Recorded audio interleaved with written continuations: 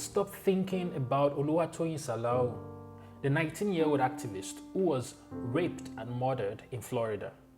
She was out protesting the death of a black man, only to be killed by a black man a few hours later.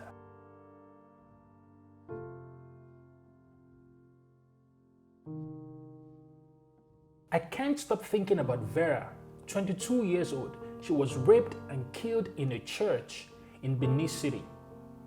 And then there is Farishna, the 12-year-old girl who was raped by 11 men in Jigawa State. And then there is Barakat, killed in Ibadan because she refused to be raped by men. The list is endless. I can go on and on. Justice for this, justice for that. This is all a big mess. As if the COVID-19 pandemic isn't enough, there seems to be an epidemic of rape and gender-based violence. Not only in Nigeria. In Nigeria, 17.4% of women between the ages of 15 and 49 have been raped at least once in their lifetime. Don't tell me that, all these events happened many months ago. Well, the pain being endured by the victim hasn't expired. And so we need to talk about this. As many of you would agree, these events are terribly disturbing. And though they are geographically far apart, one thing is consistent. The perpetrators of these hideous crimes are all men. So let me speak to the men, the reasonable ones. I am only talking to the reasonable ones because really I don't have the time or the patience to address the unreasonable ones. Imagine, there are still people out there asking questions like, what was she wearing when she was raped? Or what was she doing where she was raped? As if rape is somehow location dependent. And as if what someone is wearing should somehow become justification for raping them. Again, these people don't deserve my time or attention. To the reasonable ones, it seems to me that you have some responsibility in stopping rape and rapists. Now, that might seem like a huge responsibility to bear, but hear me out. You see, in a rape situation, barring divine intervention or some outside help or some pepper spray, the man always wins, no matter how hard the woman tries. But there's other kinds of power that men have that I would like to suggest that we use differently. Let me first say that rape is not a female issue. Rape is a human issue, and men have vested interest here. The victims of rape are our daughters, they are our children, they are our wives, they are our colleagues, they are our sisters, and they become the mothers of our children. And so, really, every man somehow will deal with the negative externalities of this horrible event. You would have to deal with the mental and emotional aftermath of rape, and so you should take it seriously.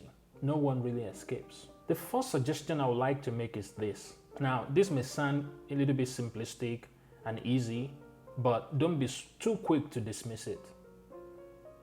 Don't condone rape or rapists in any form. You see, there are ideas and opinions that we all harbor about a woman and her body that are very wrong. Some of these ideas come from the epidemic of pornography that we are living through. Some of these ideas come from people's backgrounds and the way they've seen, male figures in their lives, maybe their fathers or their uncles, or the way the men in their lives commodified and objectified women and viewed them as less. And all of these has sort of colored their opinions of women and their role in the society. And we all need to purge ourselves of these ideas. If you're really serious, you need to do some introspection here. Ask yourself, do I feel entitled to the body of my girlfriend? Do I feel entitled to the body of my spouse? If you really ask those questions, the answers might reveal something that you might need to deal with. Sadly, the people who commit these hideous crimes don't go about with hideous horn and a red tail. Usually, they are people we know. They're family members, friends, neighbors. They are our colleagues, our celebrities, and sadly, pastors and imams too. My point is, they are people we know, and we have a responsibility to root them out. Let people in your circle know that you have zero tolerance for rape. When someone makes comments that suggest an entitlement to a female's body, you need to call them out. When people say things like, body no be firewood, boys will be boys, in relation to sexual violence, this should make you cringe and you should call them out. Body no be firewood, does that mean you shouldn't have sense? Boys will be boys. Boys are not supposed to remain boys. Boys are supposed to grow up into adults. Boys are supposed to become responsible human beings. My point is, don't condone this thing in any shape or form. Call it out. Rape is not a joke and nobody should be joking about it. Number 2, we should teach boys consent and contentment and give them a language to talk about sexual violence or sexual assault.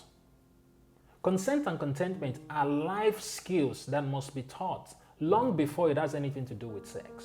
Teach them that godliness with contentment is great gain, so that hopefully someday they don't try and gain someone else's body for their own selfish satisfaction. Teach them to be considerate of other people's feelings and convenience. Teach them to ask questions like, may I do this? May I do that? Are you comfortable with this? Are you comfortable with that? Parents need to watch their language here too. You know, when parents say things like, oh, they are my children, and so far they are under my roof, so far they are in my house, they have to do whatever I ask them to do. You see, this kind of language suggests that, a parent derives pleasure in controlling others. And children pick up on these things. They get accustomed to being controlled by others, and they can't wait for a time when they will be able to exert some control on others too, be it their own children or even their colleagues, or worse, a woman. And so the vicious cycle is propagated. This cycle has far-reaching implications for our society, from the flavor of our religious institutions to the quality of our politics and politicians. But I digress. When children live in this kind of controlling atmosphere, they become robots, operating without a sense of initiative and without a sense of obligation to others. Children become unable to clearly and assertively communicate their needs without fear. I know I struggled with this while I was growing up. And this, unfortunately, is consistent with the culture of fear and shame that prevents victims of rape from coming out and telling their stories. When I was growing up, I don't think I had a language to talk about rape or sexual assault. Had I or my siblings been a victim of sexual assault, I doubt if we would have been able to talk about it clearly. The word vagina or penis in my local language, Yoruba, is loaded with so much shame. And if you're a good boy, you're not supposed to know the meaning of those words. These kinds of attitude only perpetuate the rape culture we see today. Number 3, protect your children. Don't send them on errands unaccompanied. Don't send them to some friends or some family member's house to go do some sleepover. Don't leave them unattended. There seems to be a lot of mentally unstable people out there, and you have the responsibility of protecting your children. One way you can protect your children is by listening to them. We live in a culture that seeks to silence women and girls. And mothers and some women can be complicit in this silencing. So listen to your children.